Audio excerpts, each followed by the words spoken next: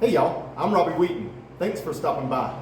Today I'm going to walk you through all the tools that you need to build your own custom Remington 700 bolt action rifle at home. Let's take a look.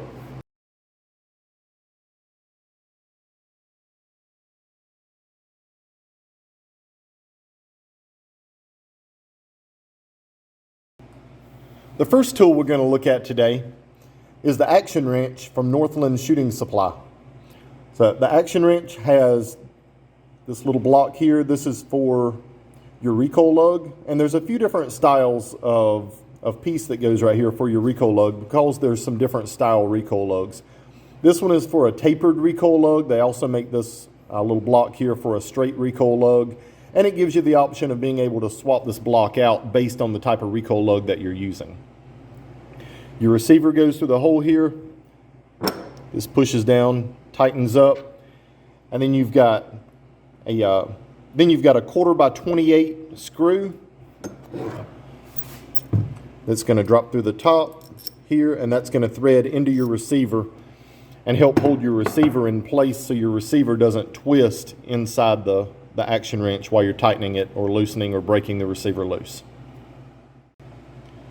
The next tool is another action wrench. This one is used in conjunction with a torque wrench or a breaker bar. It slides inside your receiver and engages with the lugs in the receiver to be able to tighten or loosen the receiver.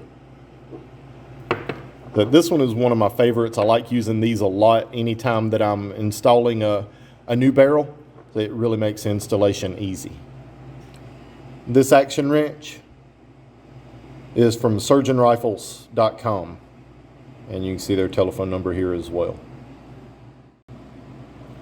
This tool is from Northland Shooter's Supply. This is a barrel nut wrench. Your torque wrench goes in the bottom. This goes around the barrel nut and allows you to be able to torque the barrel nut on a Remington 700. It's a pretty handy tool, but we usually keep a few of these around the shop just in case we wear one out. Here we have a couple of different tools for blueprinting the receiver on the Remington 700. This is a tool to chase the threads, clean up the threads, and true the threads on the receiver itself where the barrel threads in. This goes into the receiver end where the threads are, and then you have these pilots that go in the shaft to pilot it and keep it centered in the receiver while you're rethreading. And then this tool does a couple of different things. One, it's got the pilots on it to keep it true and centered in the receiver. The front face here, this cuts the locking lugs on the receiver. And then the rear face here actually trues the face of the receiver that the barrel mates against.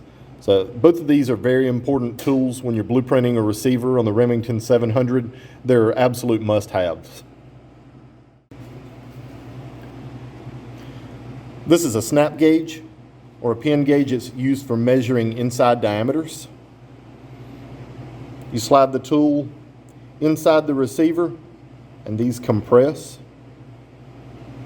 You lock it down on the end, roll it around, make sure that you have good contact all the way around, and then you take this out of your receiver and you measure this diameter. Measure your diameter here, and that tells you what size shims you need, or the bushings here that go into your receiver. So when you order your bushings, you order the correct size bushing. So it's really hard to measure without having the correct tools, and this little snap gauge or pin gauge right here really makes it easy to measure the inside diameter of the receiver so you make sure you get the correct bushings the first time.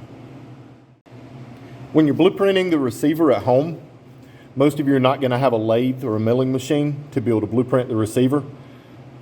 So you're going to need a good solid tap handle to be able to engage the rear nut on these two different blueprinting tools to be able to turn it. This tool is used for disassembling the firing pin assembly on the Remington 700. Once you've pulled your firing pin out of your bolt, the firing pin is going to screw into this end. There we go. It'll screw into this end, and then you tighten this handle down, and that depresses your firing pin so you can remove the detent pin that holds the assembly together. It's very difficult to completely disassemble a firing pin assembly on a 700 without this tool.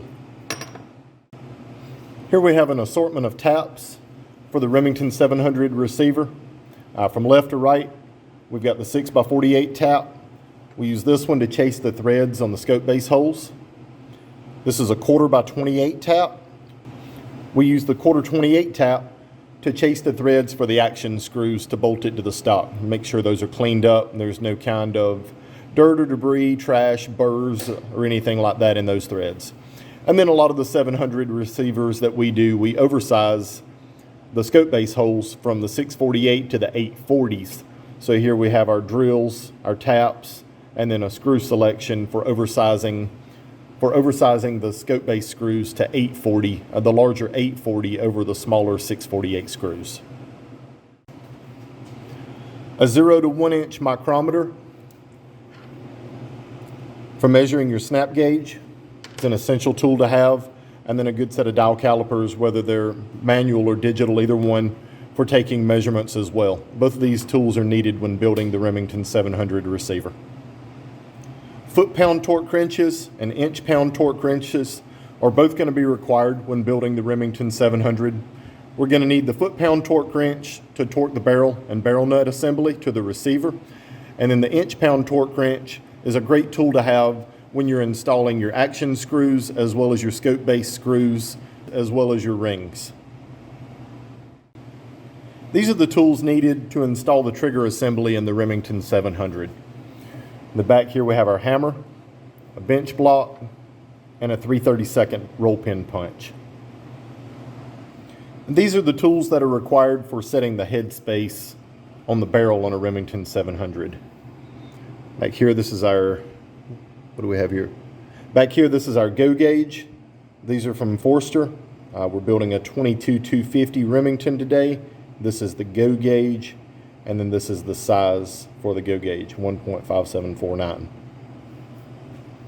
When blueprinting the receiver, you're going to need a good vise with a set of soft jaws. So this one just has some plastic magnetic insert jaws to keep from marring the finish of the receiver.